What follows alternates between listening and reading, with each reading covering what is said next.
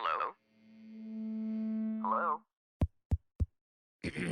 Podcast Network Asia. 90 hari pertama akan menentukan apakah seorang pemimpin layak atau tidak di posisi barunya. Halo semuanya, nama saya Michael. Selamat datang di channel saya, Sikutu Buku. Kali ini saya akan bahas buku The First 90 Days karya Michael Watkins. Sebelum kita mulai, buat kalian yang mau support channel ini agar terus berkarya, caranya gampang banget. Kalian cukup klik subscribe dan nyalakan loncengnya. Dukungan kalian membantu banget supaya kita bisa rutin posting dan bersama-sama belajar di channel ini. Buku ini membahas bagaimana strategi yang harus dilakukan ketika baru naik jabatan. Watkins menjelaskan, dalam rata-rata 18 tahun berkarir, seseorang berganti pekerjaan 13,5 kali, dan di dalam 500 perusahaan terbesar di Amerika Serikat, 25% manajer berganti posisi setiap tahun. Ketika mereka mendapatkan tanggung jawab lebih, mereka juga merasakan tantangan dan risiko yang mirip pada beberapa bulan pertama. Ini merupakan momen yang sangat krusial di mana seorang pemimpin baru akan diuji di masa transisi, apakah dia layak di posisi tersebut atau tidak. Saya merangkumnya menjadi 3 hal penting dari buku ini.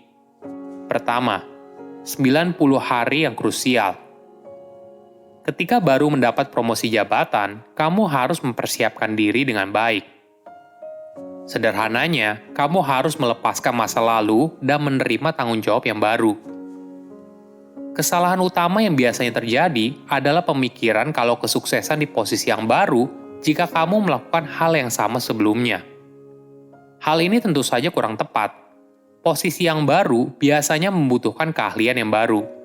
Contohnya begini, semakin tinggi jabatan kamu di dalam sebuah organisasi, maka kamu dituntut untuk berpikir lebih strategis, mempunyai soft skill yang baik, mengetahui budaya dan politik perusahaan, membangun koalisi di dalam perusahaan, manajemen konflik, dan sebagainya.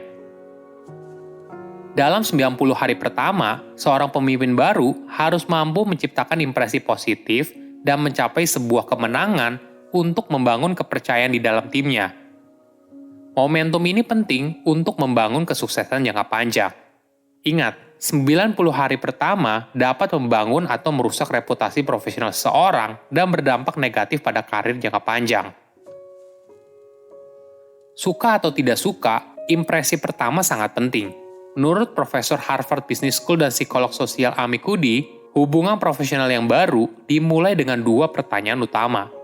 Pertama, karyawan bertanya pada diri mereka sendiri, dapatkah saya mempercayai orang ini? Lalu, mereka bertanya, bisakah saya menghormati orang ini?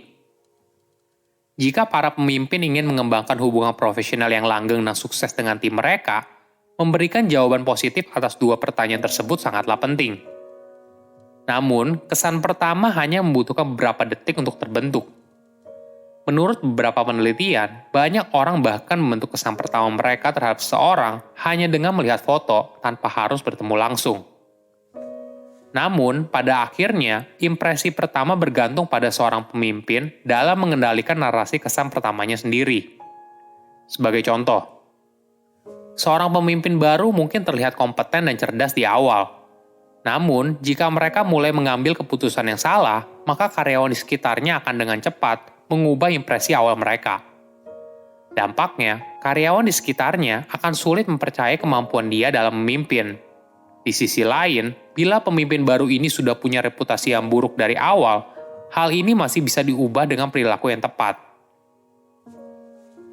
Jika pemimpin tersebut meluangkan waktu untuk bertemu dengan karyawan yang lain, mendengarkan ide mereka, dan menahan diri untuk melakukan perubahan sebelum memahami kondisi perusahaan dan budaya kerjanya, maka karyawan di sekitarnya akan punya impresi yang berbeda. Mereka akan melihat pemimpin ini sebagai sosok bijaksana yang mendengarkan dan menghargai masukan dari karyawan.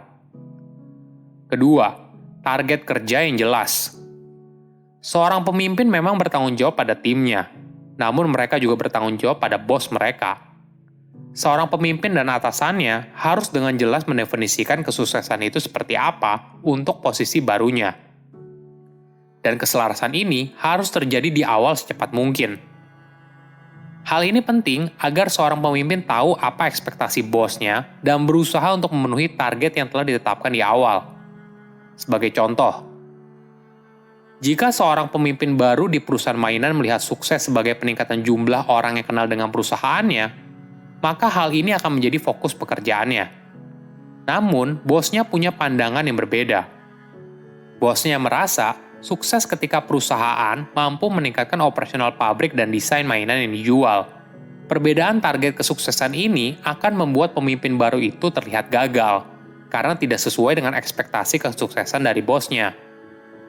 Inilah mengapa pembicaraan soal target kesuksesan itu penting di awal. Jangan sampai pemimpin baru fokus pada kegiatan yang tidak dihargai oleh atasan mereka dan malah dianggap gagal.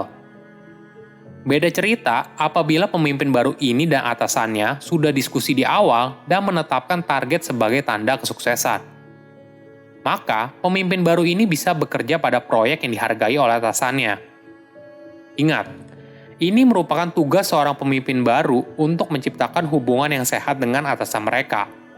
Kalau dia gagal dalam melakukan hal ini, maka ini akan berdampak buruk pada karir ke depannya. Watkins juga menyarankan, seorang pemimpin baru harus menghasilkan beberapa kemenangan di awal, karena hal ini penting untuk menciptakan kredibilitas. Pemimpin baru harus mampu memberikan kesan kepada bos, rekan kerja, dan timnya kalau dia memberikan dampak baru yang positif. Ketiga, mendengarkan sebelum berbicara. Seseorang biasanya dipromosikan karena memiliki keahlian teknis yang baik. Namun, jabatan seorang pemimpin tidak hanya butuh itu. Seorang pemimpin perlu fokus pada hal lain, misalnya politik kantor, membangun hubungan kerja yang baik, dan sebagainya. Jangan hanya fokus pada atasan dan anggota tim saja. Namun, kamu perlu membangun hubungan yang baik dengan rekan kerja dari departemen yang lain. Ingat, untuk sukses dalam berkarir, kamu perlu dukungan dari berbagai tingkatan, atas bawah, kiri kanan. Luangkan waktu untuk mengamati budaya kerja yang baru dan lakukan yang terbaik untuk bisa berbaur. Rumus paling penting adalah mendengarkan sebelum berbicara. Kadang seorang pemimpin baru merasa perlu untuk menunjukkan dirinya siapa di awal, namun hal ini malah kontraproduktif. Jika dia berbicara hal yang kurang tepat, malah merusak reputasinya di awal. Tips lain yang penting adalah jangan terlalu gegabah membuat perubahan besar di dalam perusahaan. Ini merupakan kecenderungan banyak pemimpin baru. Mereka punya dorongan yang besar untuk melakukan perubahan yang signifikan di awal. Walaupun kamu sudah melakukan riset yang mendalam dan berbicara dengan banyak orang di dalam perusahaan, perubahan signifikan di awal bukanlah ide yang baik. Lebih baik fokus belajar sebanyak-banyaknya dulu dan melakukan perubahan kecil namun krusial untuk mendapatkan kemenangan di awal.